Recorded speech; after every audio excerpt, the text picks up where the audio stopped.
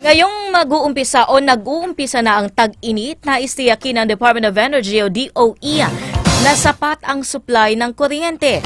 Ilan nga sa inaasahan ng ahensya na makatutulong ay ang pagdating ng La Nina sa bansa at maaayos na water management sa mga dam.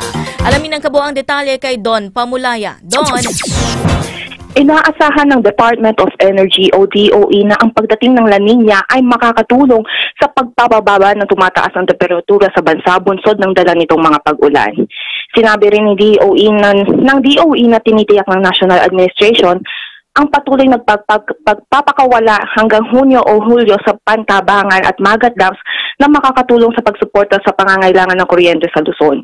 Ayon kay DOE Secretary Rafael Otilla, malaki ang maitutulong ng publiko sa pagtitipid ng kuryente sa pamamagitan ng simpleng pagbabago sa kanilang araw-araw na gawain, tulad ng pagpatay ng ilaw o hindi kaya ay pag-unplug ng mga appliances na hindi na ginagamit. Sa pamamagitan nito, inaasahan na maiiwasan ng power interruptions at matitiyak ang sapat na supply ng enerhiya ngayong tag-init. Don Pamulaya, Newslight.